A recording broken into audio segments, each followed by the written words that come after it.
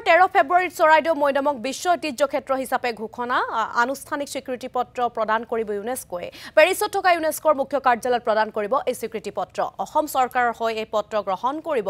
মন্ত্ৰী বিমল বৰাই শনিবাৰে দিল্লীত উপস্থিত হৈ চৰাইদেউ মৈদামে লাভ কৰা স্বীকৃতিৰ বাবে পুনৰবাৰ প্ৰধানমন্ত্ৰী নৰেন্দ্ৰ মোদীক ধন্যবাদ জনালে মন্ত্ৰী বিমল বৰাই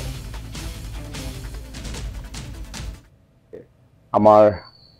গৌৰৱোজ্জ্বল ইতিহাসক আনুষ্ঠানিকভাৱে সেই পত্ৰৰ দ্বাৰা তেখেতসকলে আমাক স্বীকৃতি প্ৰদান কৰিব এই মুহূৰ্তত মই